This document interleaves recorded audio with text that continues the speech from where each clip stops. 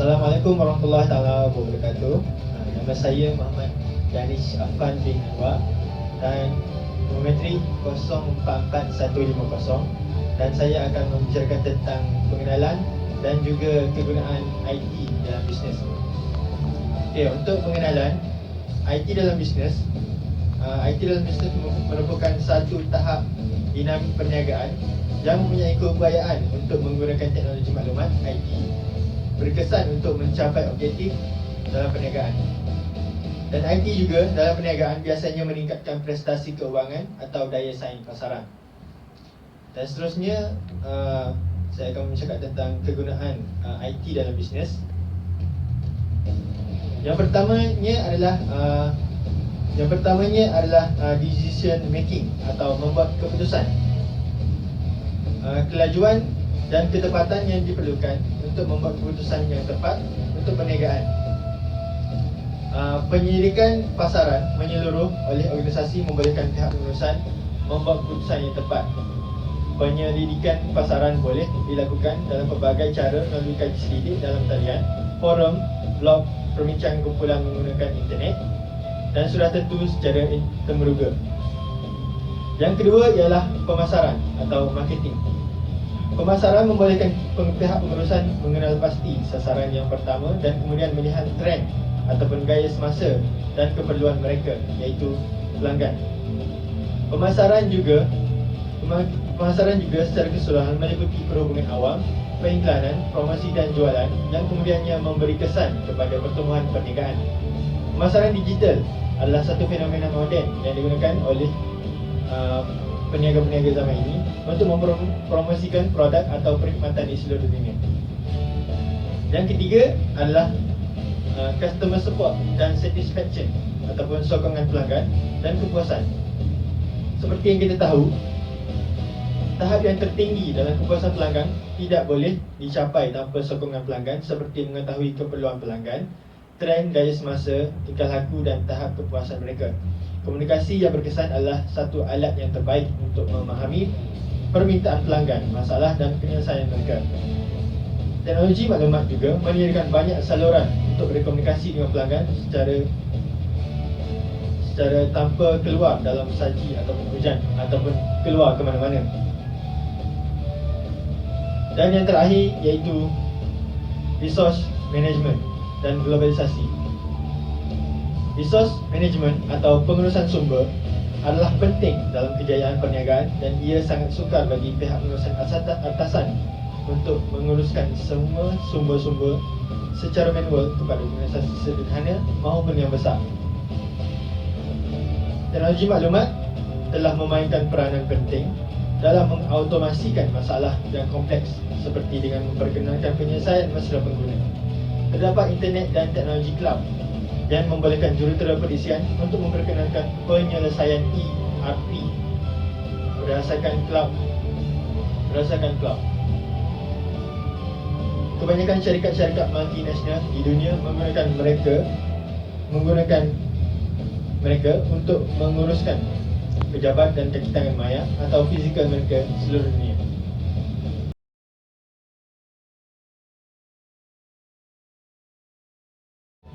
Bismillahirrahmanirrahim. Assalamualaikum warahmatullahi wabarakatuh. Nama Muhammad Hafizuddin bin Abdul Rahman, 043432.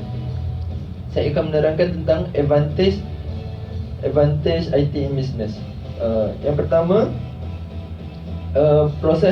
automate processes. In business, people look for ways to do more work in a shorter amount of time. Yang maksud dalam perniagaan, orang mencari cara untuk menyiapkan lebih banyak kerja dalam masa yang lebih singkat. Pada bulan November tahun 2000, surat Britain diterbitkan oleh Bank Reserve Persekutuan San Francisco menjelaskan bahawa teknologi maklumat meningkatkan kecekapan syarikat anda dengan membangunkan proses automatik untuk mengambil alih beban kaki tangan anda. Sebaliknya, pekerja anda bebas untuk bekerja pada perkara lain semasa komputer melaksanakan laporan mereka, mencipta pertanyaan, data projek dan monitor kewangan. Yang kedua ialah work remotely, yakni bekerja secara jauh. IT system give you remote access to your company electronic network. That's mau maksud sistem IT memberikan anda akses jauh untuk rangkaian elektronik syarikat anda. Supaya apa? Supaya anda boleh bekerja dari rumah, di jalan raya, dalam kereta atau di mana-mana. Kebolehcapaian ini membolehkan anda untuk meningkatkan produktiviti anda kerana anda masih boleh mendapatkan kerja yang dilakukan walaupun anda tidak secara fizikal di pejabat. Yang ketiga ialah storing and protecting information. Information technology creates technology storage system to protect your company's valuable record. Membawa maksud teknologi maklumat memberi sistem storan elektronik untuk melindungi rekod berharga syarikat anda. Sebagai contoh, sistem storan seperti bilik gambar maya menyimpan maklumat selamat dengan hanya membenarkan pengguna tertentu sahaja. Pengingat, pengguna tertentu sahaja dalam syarikat anda untuk mengakses, tarik balik, menambah atau mengubah dokumen. Menurut satu artikel dalam Sains Harian IT Kejuruteraan, sistem keselamatan melindungi maklumat elektronik anda daripada digodam atau dihapuskan semasa bencana teknologi. Kejuruteraan keselamatan elektronik membawa maksud rekod berharga anda akan kekal selamat.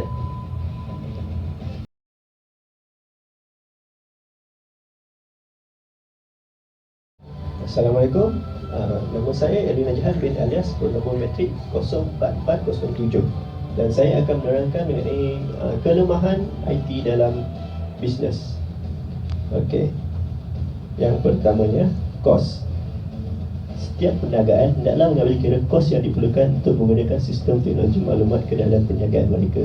Selain daripada kos pengkasan dan perisian, para peniaga juga hendaklah melatih pekerja mereka dalam mengendalikan sistem teknologi maklumat tersebut. Selain daripada itu, sistem teknologi maklumat perlu diselenggara dan ianya memerlukan kos yang tinggi.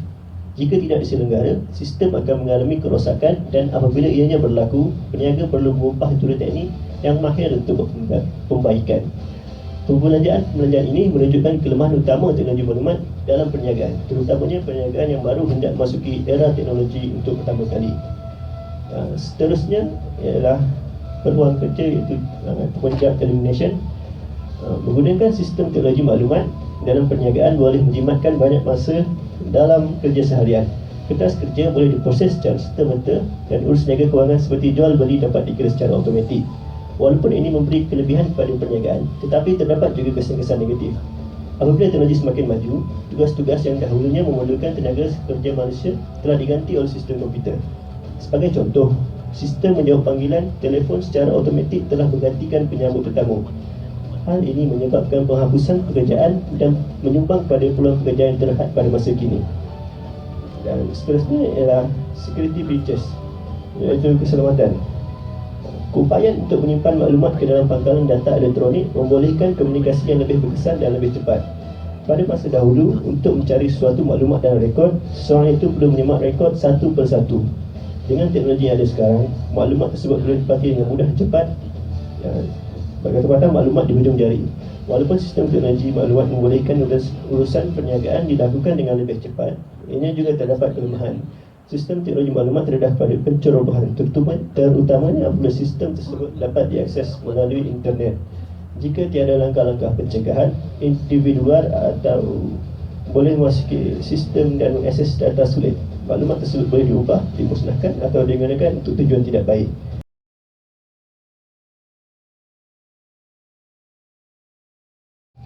Assalamualaikum warahmatullahi taala wabarakatuh. Nama saya Bashir bin Muhammad Azhar yang bernombor metrik 043505. Jadi berkenaan apa yang saya akan bentangkan ini adalah berkenaan dengan kesan IT dalam kajian kes sebenar di dalam bisnes. Okey, sebagaimana kita tahu bahawa IT ini banyak memberi kesan dan impak yang besar terhadap bisnes itu sendiri. Jadi antaranya yang saya dapat konklusikan adalah pertama, perakaunan, iaitu accounting. Iaitu perakaunan iaitu dia dapat menyediakan kuantiti yang mengenai kewangan perniagaan yang termasuk rakaman, ukuran dan menerangkan maklumat kewangan. Yang kedua adalah kewangan. Kewangan memperkatakan isu-isu kewangan strategi yang berkaitan dengan meningkatkan nilai perniagaan manakala memperhatikan undang-undang dan sosial. Yang terakhir sekali adalah sumber manusia, termasuk dalam dasar-dasar plan dan prosedur untuk menguruskan yang berkesan terhadap pekerja dan sumber manusia. Itu saja yang saya dapat kongsikan berkenaan dengan IPAK ini.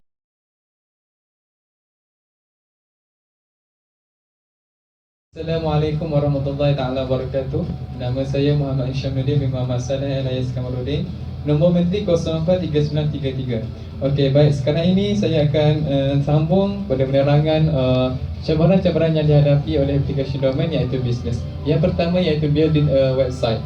Okey, berdasarkan kajian 50% daripada bisnes kecil di Kanada tidak mempunyai laman web. Okey, designing, creating and maintaining website ini adalah sesuatu proses yang sukar bagi mereka yang tidak familiar dengan website ini. Okey, website ini sekiranya dia telah dilancarkan, website atau blog ini dia berfungsi sebagai merespon atau kita respon kepada soalan-soalan customer yang diajukan dalam website itu. Yang kedua, fungsinya adalah untuk memudahkan pelanggan itu mencari dalam website itu apa yang dia mahu tentang bisnes itu. Yang ketiga ialah posting kepada konten ke dalam website itu. Dan yang terakhir adalah menjadikan business owner itu mudah untuk dia post-postkan pasal bisnes itu ke dalam website. Okey, seterusnya adalah data loss. Menurut penyelidikan oleh PricewaterhouseCoopers menunjukkan bahawa 70% bisnes kecil akan gulung tikar jika menghadapi masalah data loss. Okey, masalah data loss ini merupakan masalah yang cukup besar bagi bisnes-bisnes kecil. Kerana data loss ini disebabkan oleh data storage, iaitu tidak tahu untuk simpan data. Dan yang kedua, backup, tidak tahu backup apa yang boleh digunakan. Dan yang ketiga, protection, semestinya adalah daripada hacker-hacker. Okay, do not have much budget on data storage kerana data storage ini memberi kita kelebihan untuk memiliki kelebihan daripada data-data itu dicuri atau kehilangan. Okey, yang seterusnya, penyelesaian kepada data loss ini adalah kita boleh backup data itu ke dalam external atau cakra padat. Dan seterusnya, kita juga boleh subscribe kepada cloud storage. Okay, security risk, iaitu hackers are becoming more sophisticated and small business are being targeted. Iaitu hacker ini akan menjadi lebih bijak dalam menggodam website-website atau blog untuk dia mengetahui bisnes yang dia nak tahu itu. Okey, yang kedua adalah trade secrets, confidential communication, customer information and HR record. Yang ini sangat bahaya dan juga menjadi cabaran yang besar oleh bisnes kerana hacker juga boleh mencuri maklumat-maklumat customer itu di dalam website bisnes itu. Oleh itu, bisnes owner itu perlulah menyediakan security yang tinggi untuk tidak membolehkan hacker itu mencuri maklumat-maklumat ke bisnes itu dan maklumat-maklumat pelanggan. Okay, the impact if data fell into the wrong hands are so bad. Okay, seterusnya, social media. Social media di sini adalah kita nak membicarakan tentang cabaran di sini adalah time, iaitu masa, bukan cabaran social media. Seperti yang kita tahu sekarang ini, business owner tidak mempunyai banyak waktu kerana business owner itu masing-masing ada kerja lain. Dan oleh itu, business owner ini perlulah mengcreatekan social media atau platform lain seperti Facebook, Twitter atau YouTube untuk dia postkan pasal bisnes itu walau di mana mereka berada, tidak kira dalam pejabat atau bukan pejabat. Kerana sekarang ni kalau kita tahu banyak smartphone yang boleh digunakan untuk kita akses kepada Facebook ini. Okay, seterusnya adalah cost to upgrade teknologi. Okay, bila kita bercakap tentang teknologi ini, sepertinya teknologi ini adalah sangat mahal cost dia untuk kita upgrade kan. Okay, seperti software yang digunakan seperti accounting, invoicing, management, customer relationship and data storage ini merupakan software yang mahal untuk sesuatu bisnes itu beli, kerana memang software ini sangat mahal. Okay, seterusnya adalah dua sebab kenapa teknologi ini adalah penting untuk kita upgrade. Kerana yang pertama, teknologi ini dia membantu bisnes itu untuk berdaya saing dengan bisnes-bisnes yang lain. Dan seterusnya adalah membolehkan pekerja dan majikan itu membuat kerja secara efektif,